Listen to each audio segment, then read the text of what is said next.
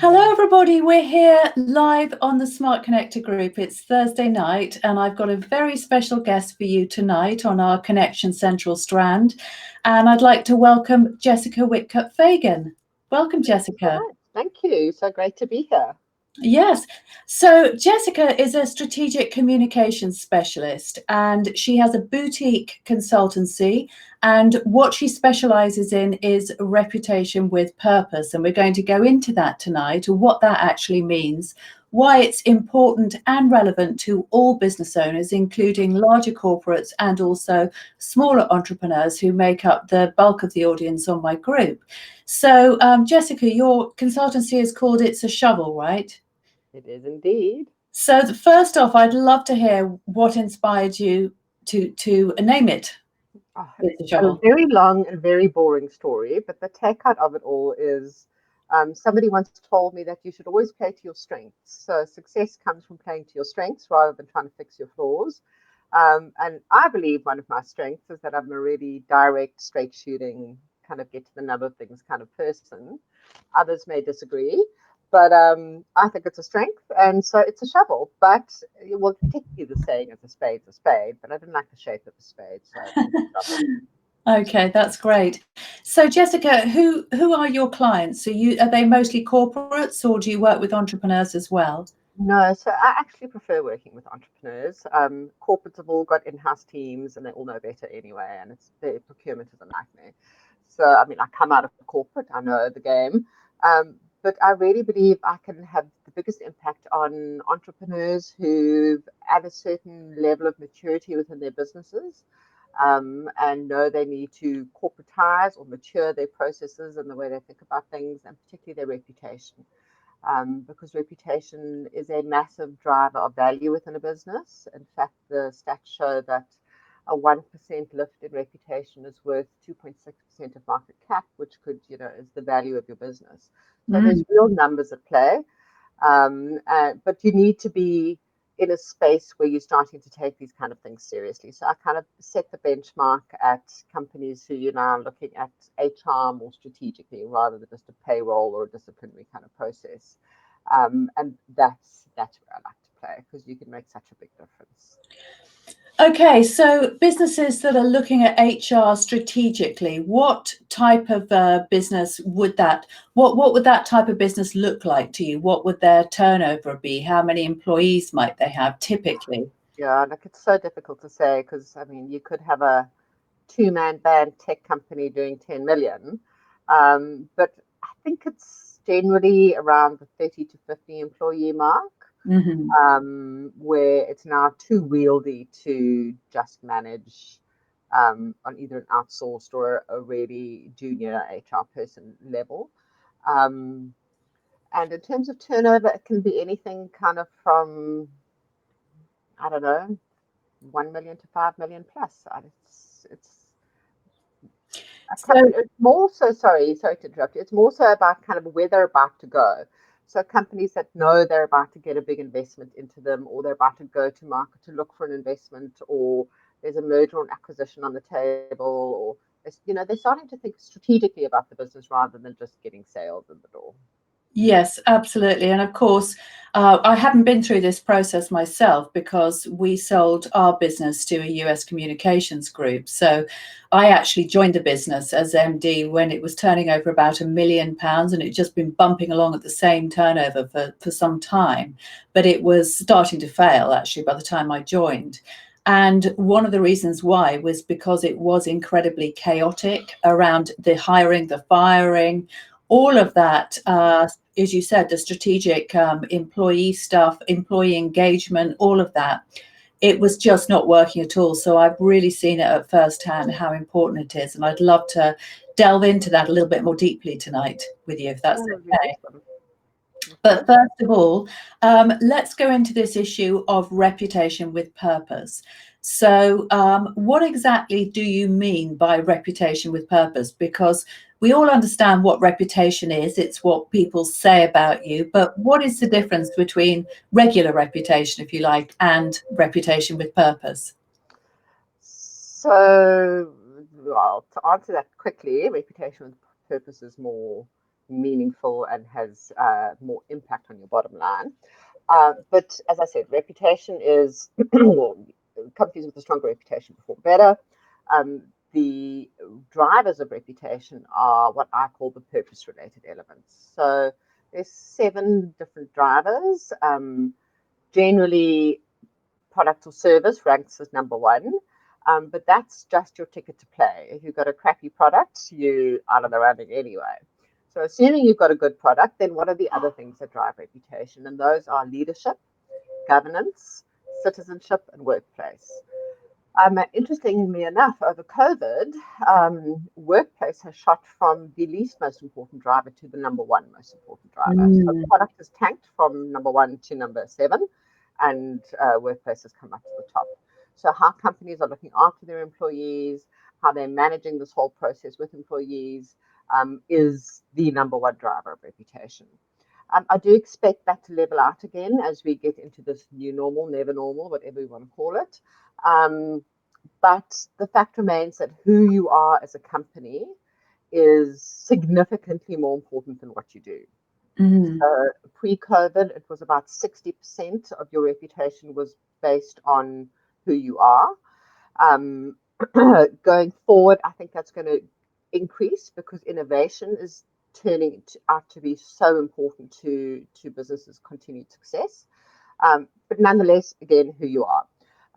And that's where this purpose element comes in. And purpose is a word that has been vastly overused and largely bastardized, but for want of anything better at the moment, it talks about how much of a positive impact you are in the world. If we think about it in terms of your employees, so are they working for a business and are they working hard just to make you rich? Or are they working hard to make a difference in the world? And no prizes for guessing which group of employees are going to be more engaged, more productive, and more loyal, and more innovative, and which, where you will attract the best talent. So it's incredibly important to bottom line. And this is the message I've been trying to get across. It's, it creates value for all of your stakeholders. So your shareholders, your employees, your customers, your community, etc. It makes more money for you. But the bigger picture in all of this is that it's actually become the number 1 investment criteria. So for any company that's looking to an exit on the listing, potentially on the London Stock Exchange, is looking for institutional investors, every single one of them is going to ask you for your ESG performance. So that's your environmental, social, and governance performance. It's a sustainability ranking, a rating that's used in the investment industry. And they use it because the money men know that sustainability purpose makes more money. So, BlackRock did massive announcements 2 years ago. The US Roundtable put out a whole purpose thing. We know the B Corp movement's increasing in relevance and stature and adoption. But it's not just something for the big guys. Any smaller entrepreneur who has serious dreams and ambitions needs to start taking these things seriously. Yes, indeed. And unfortunately, a lot of entrepreneurs, a lot of smaller entrepreneurs or startups see employee engagement and sustainability as luxuries, don't they? Well, some do. Look, there's a lot of socially minded entrepreneurs around at the moment. And I think that trend is going to increase, perhaps because I live near Bristol, which is the hub of all these sorts of things. But it's important no matter where you are. And and this is, I think, the differentiation. If you're just running a lifestyle business and it's, paying the bills and sending you on holiday once a year and that's all you want, you can get away with it. But no, you're not going to have an asset that's saleable at the end of the day. If you want to build something that has meaning and is either a legacy that you pass on to your children or something you want to sell and retire on, you need to start thinking beyond your bottom line because, and as we have seen so vividly through this whole COVID crisis, is that we are a connected world and we all have to be there for each other. And it's the companies that are authentically there are the ones that thrive. Indeed, indeed. In fact, I actually went into this in some detail in my book, The Smart Connector, and that was really about how companies that put people before profit are the most successful. And it's not that they don't want to make a profit, but it's just, what are businesses, what are companies? They're made out of people. And as you said, we have to take our responsibilities towards other people and towards our connection, sort of connected world, seriously, because that makes people feel good and binds them to one another and creates allegiance and loyalty. So I'm right behind you on that. Yeah. Yeah, so let's talk for a moment about the impact of COVID, because it's had a huge impact, hasn't it, on, as you said, workplaces. So many people are working from home right now. Many businesses have put their staff on furlough. It's been very disruptive, hasn't it? So what impact have you seen amongst your clients and the way that they're thinking about their businesses right now? So it's weird. There's kind of a, I don't even say it them and us and them kind of, so it's very mixed, maybe put it Yes. that way. What has been very positive is that in many cases there has been unbefore-seen spikes in employee engagement. Josh Burnson, who is one of the global experts on employee engagement, does a pulse tracker that he's been running since the beginning of COVID. And admittedly, larger companies, but employees have really responded positively to the way businesses, the good businesses, have reached out, have done everything they can, have been communicating more than they've ever done before, have been involved in their communities more than they've ever done before. So I think those purpose things have come out in a lot of places, even if they don't have the terminology, even if they don't have that as core to their business strategy, they've still done the right thing. And in those cases, employee engagement has improved dramatically, as I say, in leaps that we have not seen ever before. However, I think as we go longer through this crisis, fatigue is wearing in. In fact, I wrote a blog post right at the beginning of all of this called Embrace the Curve, and it was exactly that warning. It's kind of, as it hit, it was like almost exciting. It's adrenaline news flashes every 15 seconds, the stock market's crashed, and it was just completely bewildering, but there was a sense of adrenaline in there. And the longer this carries out, the longer this sense of uncertainty, this vulnerability that we're all feeling, this fear, and that just is incredibly corrosive. So even in Yeah. organizations that have done the right thing, it's just this COVID angst that we're now all feeling, which is leaving staff um, vulnerable. So they don't know if they're going to be brought back from furlough or not. Or, maybe some of them have been in the office and, they've got the boss's ear and the others haven't. A client, or a friend of mine actually, is a coach, and she's had to medically board one of her clients lately because he's just completely worn out. He's been working 18-hour days. So he has to always be there on Zoom, available whenever, doing everything. It's just completely unsustainable. Yeah. So I think we're at a very important and tricky space, and it's so important for companies to acknowledge this. We don't necessarily all have the answers, but if we tie what we're doing to a higher meaning, then even if I lose my job, I understand that it's in the interests of a greater community, the world around me. It's not just about me. And purpose and meaning have been shown to be massive drivers of mental well-being and mental health. So it's so important right now. Yes, definitely. And so much of what you just said resonated, because I have 3 daughters who are all young adults, and they've all been affected one way or another by this current situation. And I see it playing out in their lives and their friends' lives in different ways. And as you said, there's a lot of insecurity, I think, in the workplace at the moment, particularly with these young people, because a lot of them are being driven very, very, very hard right now. And there's there's the feeling that because there are a lot of people that are on furlough, and certainly my eldest daughter has a lot of friends who are on furlough. There is the kind of feeling, I think, with some businesses that they can just push their employees harder and harder because they're lucky to have a job. And of course, that is the very thinking that leads to people feeling very burnt out and very underappreciated and under a lot of stress, right? No, absolutely. And this is exactly what I mean about the companies that it will script, those who they might have even said and done some right things at the beginning, but unless you're living purpose truly, authentically, day to day, and making hard decisions in line with that, Yes. including things like stopping a slave drive and stop treating employees like, poo, then, it's not real, and it will backfire on you. On the other hand, there's companies that are, my daughter works for Nando's. I don't know if I'm allowed to name brands here, but they have been absolutely unbelievable to their staff. Yes. And she's just a part-time waitress. She's getting paid furlough. She's, communicated to all the time. She's completely in the loop. Some of her friends have gone back to work. It's all just been done so brilliantly. And hats off to them. Yes, yes.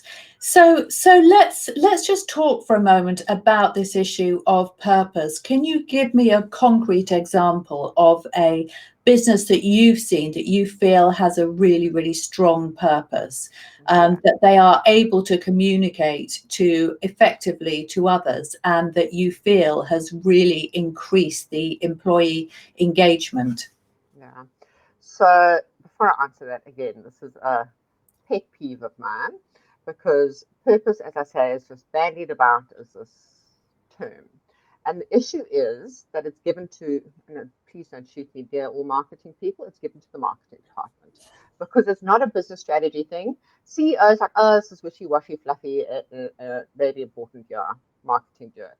And marketing people do what marketing people do best. They sell product. So they beautiful creative campaigns and purpose, but it's meaningless purpose because it has no impact. So to me, purpose has to have a positive, significant impact on the world, not your bottom line, the world. You need to find what the world needs. How do you use your scale and your skill to meet that need? You can make a lot of money in the process too. That's absolutely fine. But you need to be creating value across all 6 capitals. And you need to be doing it for a reason beyond your bottom line. So assuming that's all in place, and that's the first problem, because very few companies have that in place. Even the well-intentioned ones just, they don't get what it's all about. Companies that are B Corp accredited are way ahead of the game. However, my concern with that is it becomes a tick box exercise. So you've got this long list of things you've got to do. And it's tick, tick, tick. And yes, we've reduced our carbon footprint by and we've done and we've now got a female on the board, and off you go. That isn't real purpose either. That's better than not, but and yes, they are doing good. I'm not knocking B Corp, but it's not this gut feel authentic, why are we doing this kind of thing. So who is doing it well? It's a very long answer, sorry. Unilever is my poster child on all of this. There are still things that they do wrong and things that they don't get completely right, but they are 100% honest and authentic and transparent about what they do. Their purpose is to make sustainable living commonplace. And this is where my version of purpose and the much bandied about Simon Sinek why are two different things. If you listen to Simon Sinek's talk, it's like, talks about the why, the what, the how, blah, blah, blah. And the why, for Apple to make beautiful products. They do really well and they make beautiful products. You go look for purpose on their website. It's not there. How do beautiful products beautiful phones make the world a better place? Okay, connectivity maybe, but let's look at their value chain. How much purpose is really in the Apple value chain? And I've got an Apple, we all do, but that is not a purpose-led business. Patagonia is a purpose-led business. They are there front and center doing what they do because they believe in it. They sell and promote recycling clothes. In other words, don't buy our new jersey, go get a vintage one somewhere. That's purpose. Wow, that's really, really interesting because, funnily enough, I often use Apple when I'm talking about slogans and straplines and so on. I often say, well, Apple, they say, think different, think different. But of course, the slogan is very different to the purpose, and really what you're saying is that the purpose is, it goes very, very deep, doesn't it? And it's very aligned, must be, with the vision of the founder, surely, or the leader of that The business. leader, and that's exactly where my model starts. You have to have a CEO who gets it. Mm-hmm. Interestingly enough, there was a Harvard study not so long ago that only 20% of executives that they surveyed, which was a large global sample, could, say what their purpose was. Mm-hmm. 20% of global CEOs.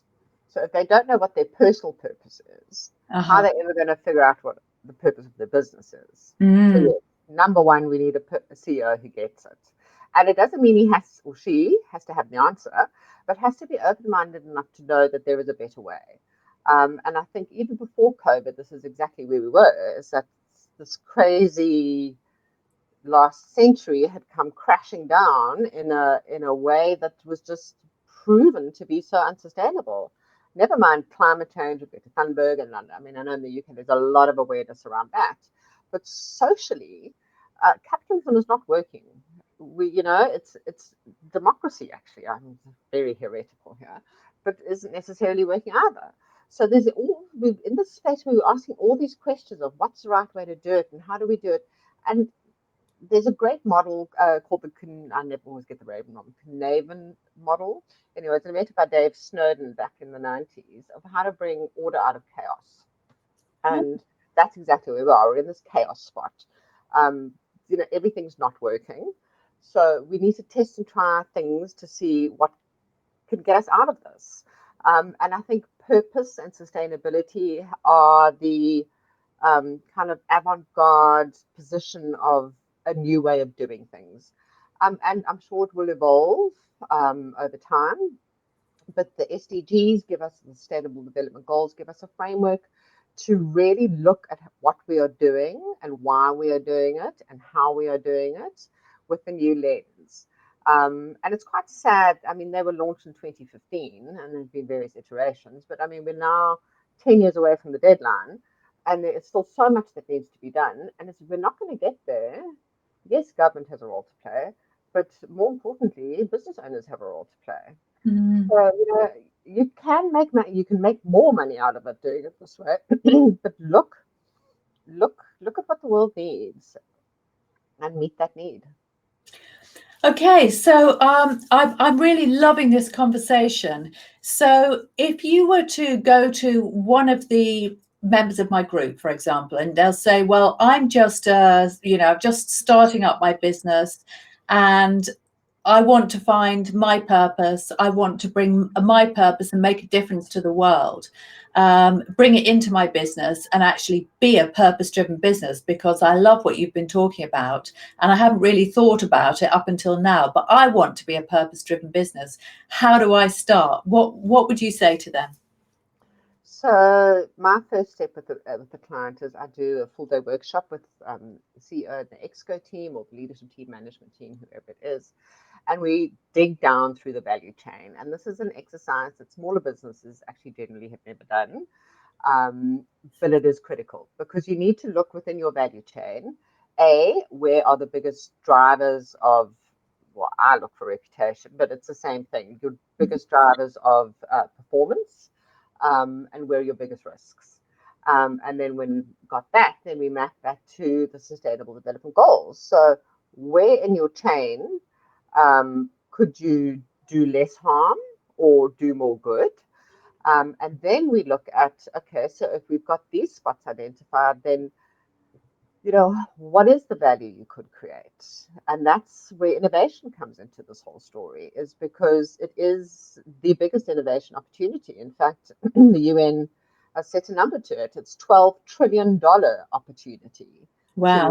Sustainable Development Goals, I mean, that's a lot of money to pass through a lot of hands, and it doesn't just need to be the big multinationals grabbing all of that. And there are so many examples of small little businesses who've, looked at it. But my point is, it's not an incremental thing. So, okay, we'll recycle the office printer paper, whatever, or we're all going to cycle to work. That's great. It's not going to shift the needle. If you're in business, you have an opportunity to do something at scale. And at scale means at scale impact and at scale financial return. So, I mean, why wouldn't you do that? Why not? Exactly.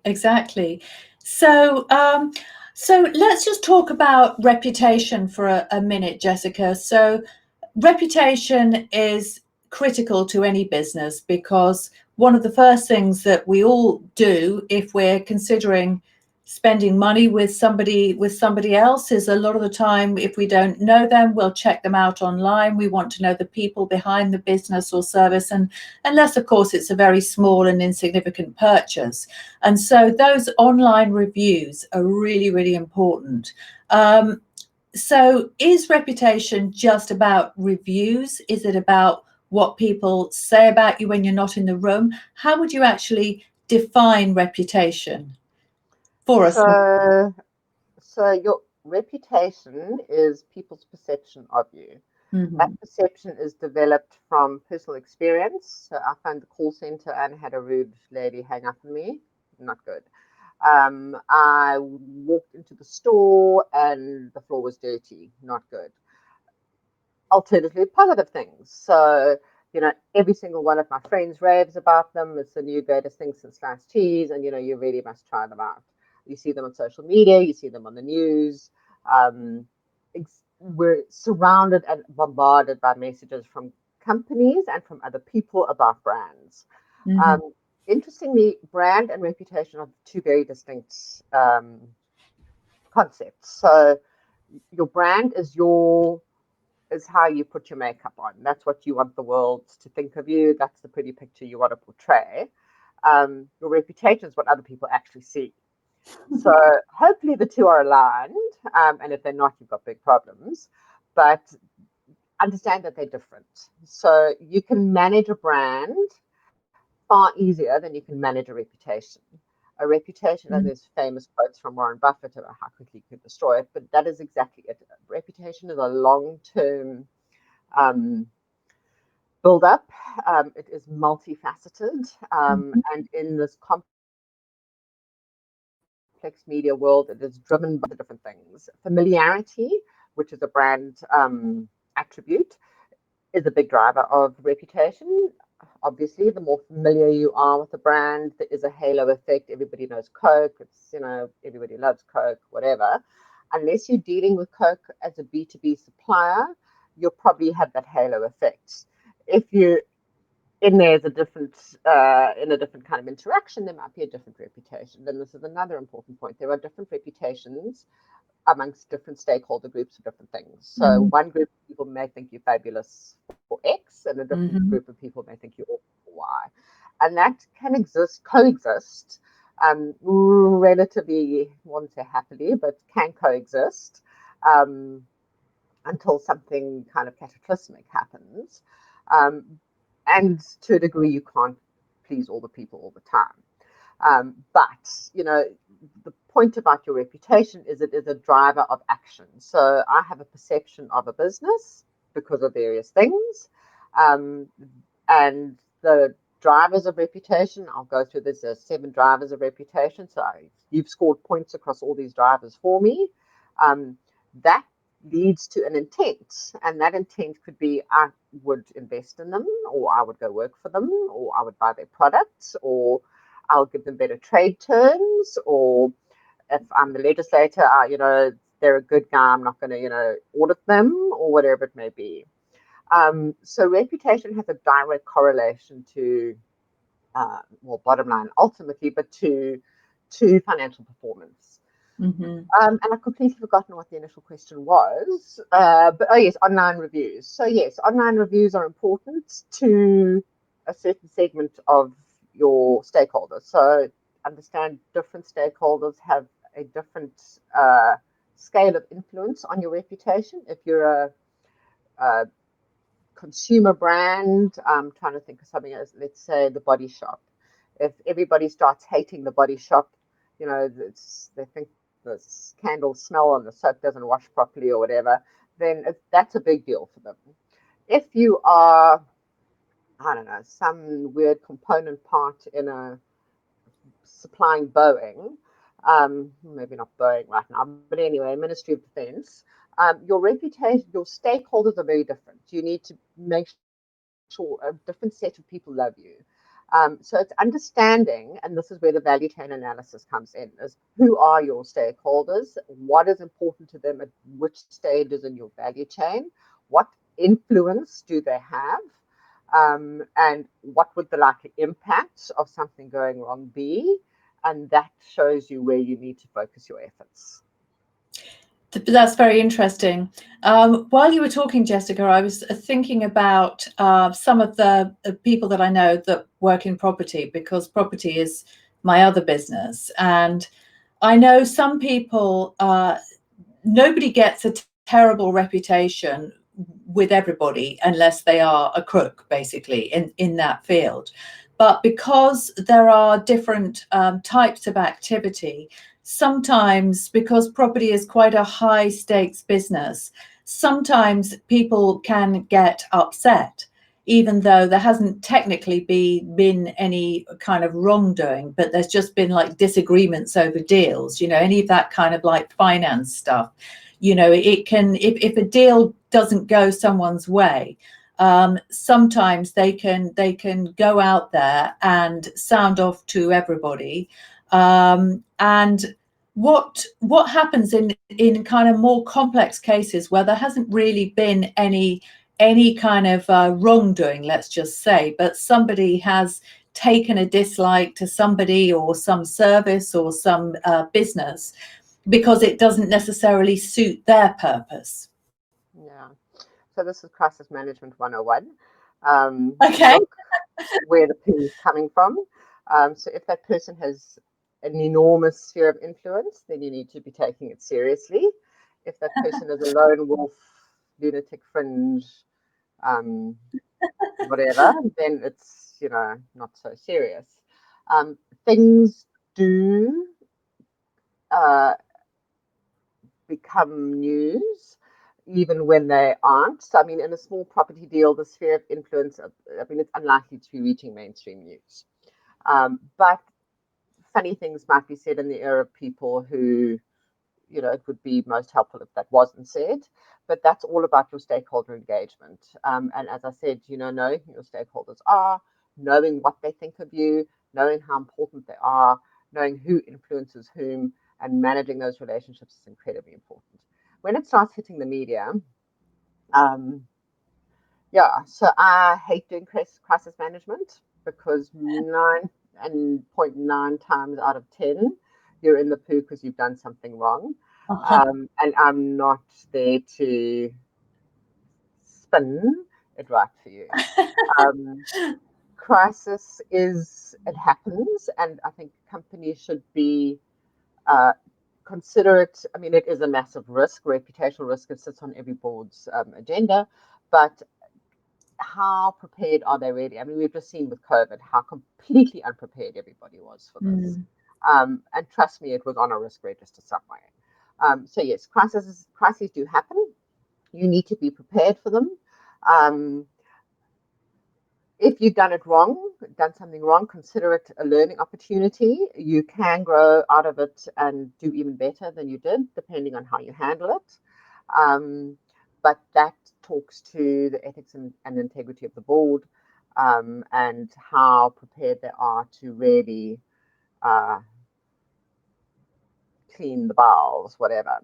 The other more cynical approach to crisis management, we only need to look as far as our friend Dominic Cummings, and who's the master communicator, who did his I'm so sorry, my eyes were sore, I drove to Barnard Castle story. Everyone was horrified. Guess what? Have we forgotten? Yes. It happens. Deal with it, take it on the chin, if it's not your fault, just accept the pain and just move forward. Everybody will forget. Yes, I mean, I think probably the most classic, perhaps example of that, and the one that I always think about is Gerald Ratner. Now, I don't know if that name rings a bell or whether you know anything about that, but he used to have a big chain of jewelry shops called Ratner's in the UK. I think in the 1980s, might have been the 90s, I can't remember. But anyway, they were everywhere. They were on every high street, and so he was on top of this empire. It was a very big company, and he got drunk one night, and I think he did some speech at the IOD or something like that, and he described the Ratner's jewelry as a pile of crap. And and of course, as you can imagine, well, not only did the share price absolutely plummet, I mean, that was the end of him. Absolutely, you know, the that completely ruined him. And the funny thing was that I actually met him a few years ago, because he came to a small mentorship group that I belonged to, and I had a chat to him. And he was a very, very changed man, shall we say. He was very humbled. He still did jewelry. He actually talked about his experience and about how incredibly traumatic it was and how stupid and dumb his mistake was. But he never really got a chance to actually say that publicly and to say, look, I got drunk. I didn't even mean it. That was it. You know, that one mistake, it led to the complete ruination, really, of this company that he'd built. And so that's, for me, that is a very good example of why reputation matters so much. Exactly, and I mean that's exactly, I mean, this overused trite Buffett quote is build it up for years, and 1 second it's gone. Yes. It happens. Well, indeed, indeed. And you know, you see this in the media the whole time, don't you?